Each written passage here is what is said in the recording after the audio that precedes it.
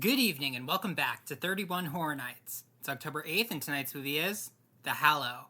This is a supernatural horror slash folk horror movie from the UK released in 2015.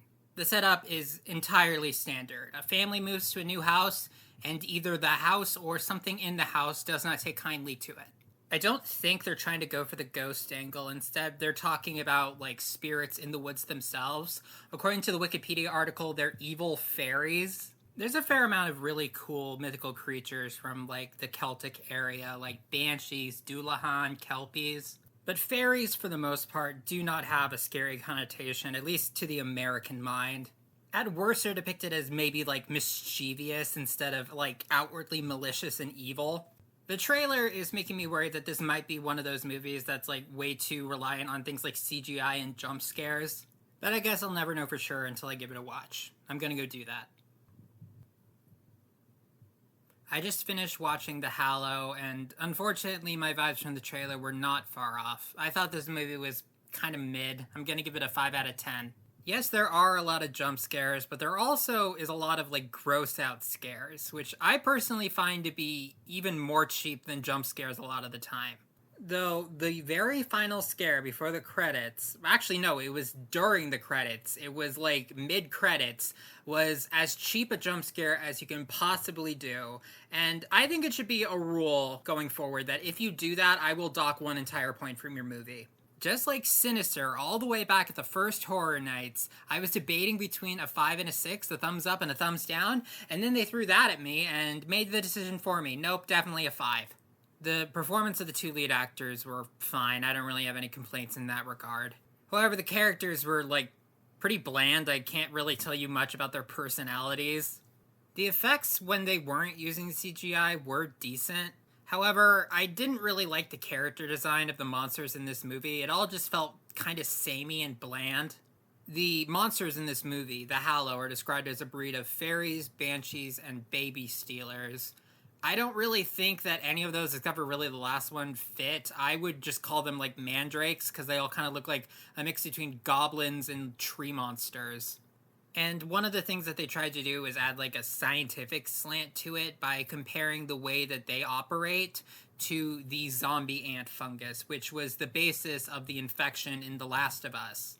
Though I don't know if they're actually trying to create a scientific explanation for this supernatural event or if they're just using that as comparison. I was trying to think of a movie to compare this to, and the answer came to me very quickly, actually. Splinter. In both of them, the main problem is this plant or fungus-like being that infects people. And Splinter is like a strict upgrade on this movie, in my opinion. It has better characters, it's paced better, the plot is more clever.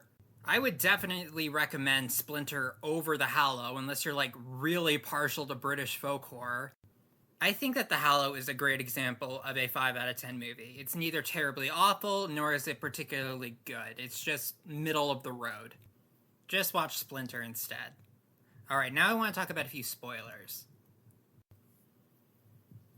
About halfway through the movie, the husband of the couple, Adam, gets attacked by one of the creatures and gets stabbed in the eyeball by like a thorn or like a tooth, or I don't really know. It's like a protruding sharp thing, like a stinger. And they establish that this thing works like an infection. Once a living creature gets bitten, it gets slowly overtaken from the inside out. And he discovers what's happening to him relatively quickly, so he does the really smart thing and not tell his wife about it. Anyway, they put together that the Hallow is after their baby, Finn. One of the side characters had a daughter taken by the forest at some earlier point. And by the time they put together that they absolutely cannot stay, it's already nightfall, so I guess they decided to try to just like hunker down in the house and stay alive until dawn. They discover that the monsters are weak to 2 things, bright light and metal. I think it's specifically iron. They never outright say that or give any sort of explanation for it, but definitely the iron bars that were on the windows when they got the house and that the wife took down, those definitely seem to have a very negative effect on the Hallow. And this is revealed when Adam tries to touch one of the metal bars and he like burns his hand. It's like a vampire touching holy water or Mike from PA touching a woman. But then there's this big plot point where they think that, well, Adam believes that The baby gets taken and the wife goes and gets it back, and Adam looks at the baby, still very infected, and goes, "No, that's not the real baby, that's a changeling." And I never understood why they didn't try to just do a test with one of those metal bars to see if it has that same visceral negative reaction to it.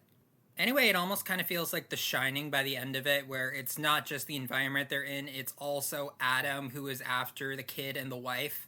And throughout the movie, Adam keeps getting more and more infected, and you get these sort of like gross trypophobia prosthetics where like his eye is like sprouting like vines or mushrooms, and like the wounds on his body are like sprouting these growths. They also made him roar like the Hallow when he got more and more infected, which I think was the wrong choice. It didn't make him scarier. If anything, it made the whole thing feel sillier. Anyway, once the idea of the changing was brought up, I was fairly certain that it was going to be, you think everything is fine until it's revealed that they have the wrong Finn and they actually did bring back the changeling.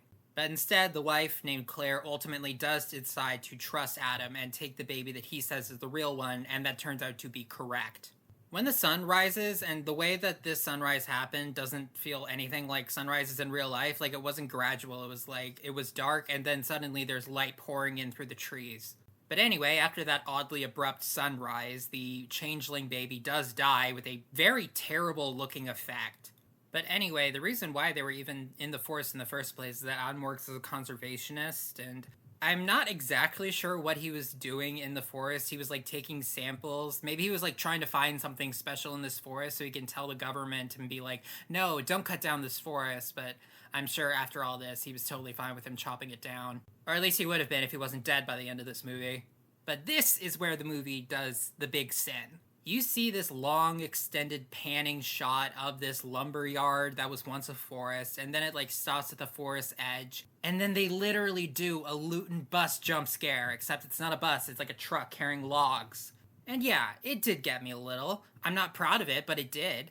However, there was some plausible deniability. Like, maybe that's just a coincidence. Maybe I was too focused on reading some of the names, and that caught me off guard. And I was in the process of convincing myself that maybe that wasn't a cheap jump scare at the last possible second. And then they literally hit me with like a YouTube prank video jump scare of a Hallow screaming in my face. And that's when I knew this movie can kick rocks.